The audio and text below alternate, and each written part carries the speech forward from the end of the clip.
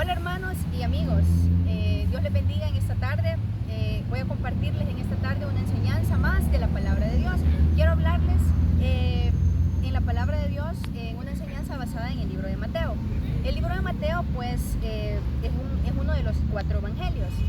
Este libro de Mateo basa muchas de sus enseñanzas, de las enseñanzas que Jesús dio por medio de discursos. En Mateo nosotros encontramos algunos discursos y en esta tarde yo quiero hablarte sobre una parte de esos discursos, como es el discurso del Sermón del Monte.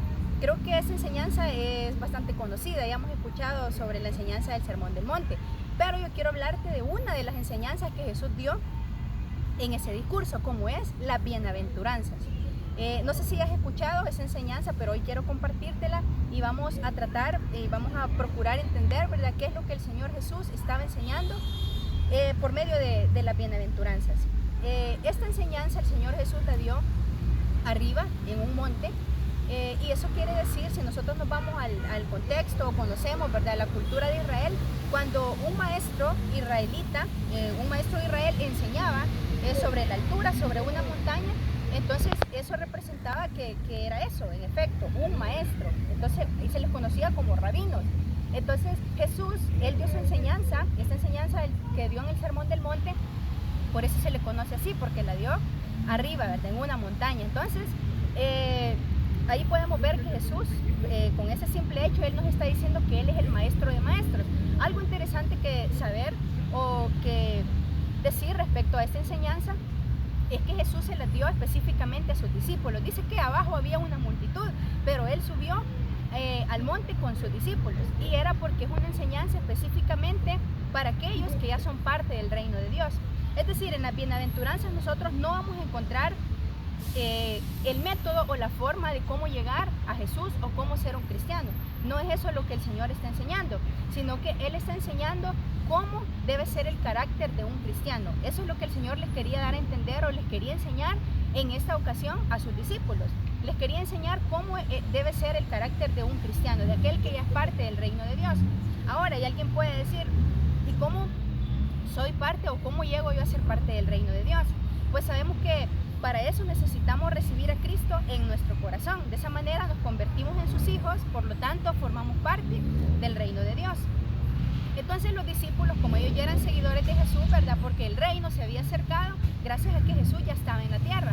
Entonces él, por medio de él, tenían acceso al reino de Dios, porque como dice en su palabra también, que él es el camino, ¿verdad?, el camino hacia Dios. Entonces vamos a ver en esta tarde cómo el carácter del cristiano debe ser según esta enseñanza de Jesús. Estas enseñanzas inician con una palabra bien especial, que es bienaventurados. Son 8 bendiciones que el Señor Jesús les expresa a los discípulos, 8 bendiciones de las cuales van a tener parte o van a disfrutar todos aquellos que ya son parte del reino de Dios, o que ya son cristianos, o que ya son hijos de Dios, que sería lo mismo en este caso. Entonces, para definir qué es la palabra bienaventurados o bienaventuranza, eso significa felicidad o dicha. Entonces, si Jesús empieza diciendo bienaventurados, bienaventurados, bienaventurados, en las 8 declaraciones o bendiciones que menciona, es que Jesús está dando a entender que somos bendecidos o dichosos o felices. Entonces, sabemos que un problema, o mejor dicho, algo que el ser humano busca, ¿verdad?, en esta tierra, buscamos, mejor dicho, me incluyo, es la felicidad. Pero sabemos que el hombre, cuando no estamos en el camino del Señor, cuando estamos alejados de Él, nosotros llamamos quizás felicidad a todas aquellas cosas materiales, que no vamos a negar que nos hacen mucho bien, o que en algún momento las hemos deseado o las estamos deseando, ¿verdad? Vamos a poner como por ejemplo una casa bien bonita, si es posible con piscina, un vehículo bonito, tener mucho dinero, pasear en muchos lugares y tener muchos bienes, lo cual está bien. Pero el problema es que los seres humanos hoy en la actualidad piensan que la felicidad es eso. Pero, ¿qué pasa de la vida después? ¿Qué pasa si yo muero? ¿Qué pasa con mi alma? Entonces es ahí donde viene la pregunta importante. Y debemos nosotros saber y entender que lo que realmente nos va a hacer felices es entender cómo vivir aquí en esta tierra, porque aquí solo somos pasajeros, solo somos peregrinos. Esto se va a acabar. Entonces, pero nuestra alma tiene una eternidad. Entonces, si nosotros procuramos aquí vivir como personas dignas, como dignos del reino de Dios, ¿verdad? Siendo sus hijos, entonces vamos a entender que la felicidad trasciende a este mundo y la felicidad la encontramos realmente en Dios, porque es Él el que va a llenar nuestro corazón y nos va a hacer vivir, aunque estemos aquí en la tierra, con una mentalidad diferente, con una perspectiva diferente de las cosas. Entonces, Jesús empieza en esta enseñanza y les dice, la primera bendición que les enseña a sus discípulos, les dice, esto lo encontramos en San Mateo. Esta enseñanza está en San Mateo 5, del 1 hasta el 11. Y dice, bienaventurados los pobres en espíritu, porque de ellos es el reino de los cielos. El Señor acá no está diciendo cómo van a lograr la salvación, no, sino que dice que los que ya son parte del reino de Dios son bienaventurados, o como les decía hace un momento, dichosos o felices, porque los que son pobres en espíritu, de ellos ya es el reino de Dios. Entonces, vamos a definir en esta tarde qué significa ser un pobre en espíritu. Si algo hay que prestar atención es que acá nos dice que son pobres o somos pobres en espíritu, no de espíritu. Entonces, un pobre en espíritu es alguien que es humilde, alguien que reconoce realmente su necesidad de Dios y alguien que se declara a sí mismo un dependiente absoluto de Dios. Eso es ser pobre en espíritu. No realmente es alguien que no conoce nada de Dios, no, sino que un pobre en espíritu es alguien que es dependiente de Dios y que dice, yo por mí no puedo, necesito a Dios. Entonces, y ese debe ser el carácter de un cristiano. Por eso les decía que estas enseñanzas definen el carácter de un cristiano. Porque un pobre en espíritu o un hijo de Dios va a entender que cada día de su vida es un dependiente de Dios. No es que hoy recibí al Señor y ya no necesito nada. No, sino que a diario vamos a necesitar, y si es posible cada día más de Dios. Entonces vamos a necesitar alimentarnos del Señor, buscar de Él, depender completamente de Él. ¿Y cómo vamos a demostrar que estamos siendo pobres en espíritu? Pues si somos dependientes de Él, le vamos a buscar por medio de la oración, porque ya como hijos de Dios ya tenemos habilitada esa bendición, ¿verdad? Que podemos orar y sabemos que Él nos escucha. También tenemos su palabra, que es una herramienta donde vamos a encontrar la palabra de Dios, ¿verdad? Que es ella misma y nos va a sustentar, porque en la Biblia encontramos a Jesús y sabemos que Él nos dice que Él es el pan de vida.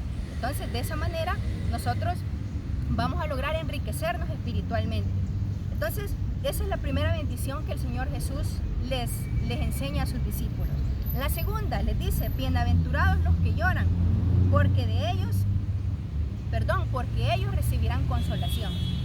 Entonces, nosotros podemos decir, o el mundo puede decir, ¿cómo va a ser feliz alguien que llora, verdad? Entonces pareciera que es un reino al revés, ¿verdad? Que son cuestiones al revés, pero realmente son bendiciones.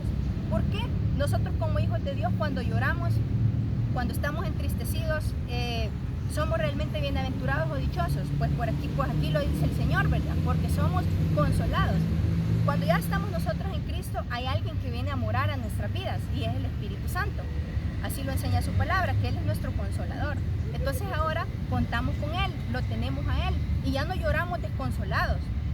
Ya no lloramos solamente como alguien que está sin esperanza, sino que sí podemos llorar porque tenemos sentimientos, van a haber cosas que nos van a entristecer, nos van a doler mucho.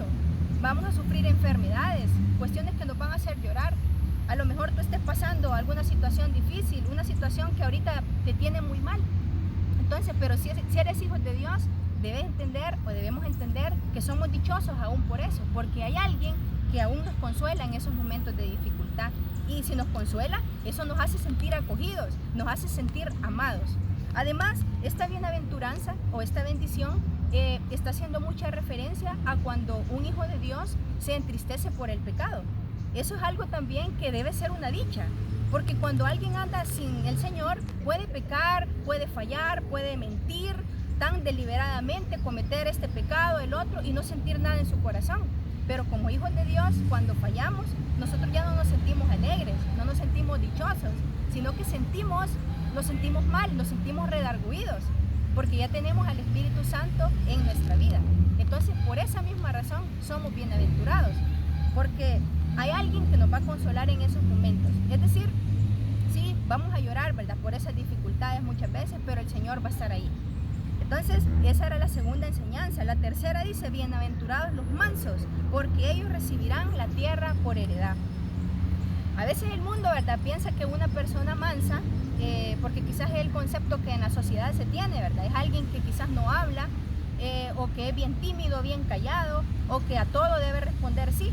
Y las personas pueden hacer como quieran, con él o con ella. Pero realmente, si nosotros somos sabios y nos dirigimos por la palabra de Dios, Jesús no les estaba dando a entender eso, sino que está diciendo bienaventurados los mansos. ¿Y qué es un manso entonces? Un manso es una persona que es controlada por Dios. Eso es un manso. Y una persona puede llegar a ese nivel solamente estando en Él. Es decir, alguien que aún no tiene a Jesús no puede ser controlado por Él, porque le necesita a Jesús primero en su vida. Entonces, un manso es aquel que es controlado por Dios en sus decisiones y en sus acciones. Entonces, es así como debe vivir un cristiano. Y dice el Señor que ellos van a heredar la tierra. Ellos tienen la tierra por heredad. ¿Qué quiere representar o qué nos quiere decir el Señor con esto? Quiere decir de que aquel que tiene la tierra por heredad puede representar que vamos a disfrutar acá en la vida, ¿sí? Porque si tenemos a Dios, vamos a tener bendiciones. Claro que sí, recordemos que Dios, Él se regocija en hacernos bien. Él, dice la Biblia, que Él cada mañana son nuevas sus misericordias. Pero tampoco eso quiere decir que toda nuestra vida va a ser color de rosa, no, porque sería un evangelio falso. Él mismo lo dijo, ¿verdad? Que en el mundo íbamos a tener muchas aflicciones, pero que confiemos porque Él ya ha vencido al mundo. Entonces un manso es aquel que se dirige por el Señor, que es controlada su vida por Dios. Ahí tenemos un ejemplo bien claro que quiero mencionarlo, ¿verdad? Es el ejemplo de Moisés. Moisés en el Antiguo Testamento, nosotros vemos, ¿verdad?, cuando el Señor lo eligió para liberar al pueblo de Israel, que él, sí, ¿verdad?, al inicio él decía que no podía ni siquiera hablar, pero al final vemos que el Señor le dijo que fuera porque él iba a servir por boca, él iba a hablar por él.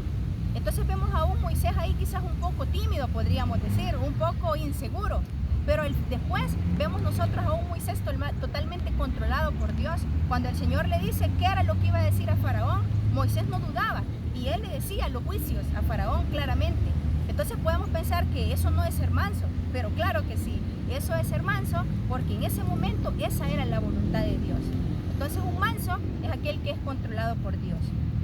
Entonces, hermanos y amigos, estas son 3 de las bendiciones que nosotros como cristianos debemos saber que tenemos, y eso debe definir nuestro carácter espiritual, ¿verdad? Debemos ser pobres en espíritu y alegrarnos por ello, mansos, alegrarnos por ello, y de saber también que cuando lloramos, aún por eso, somos bendecidos. Así que quiero compartirte las siguientes bienaventuranzas en una próxima enseñanza y espero no te lo pierdas, estés ahí pendiente y comparte este video con muchas más personas para que pueda ser de mucha bendición. Que el Señor te bendiga.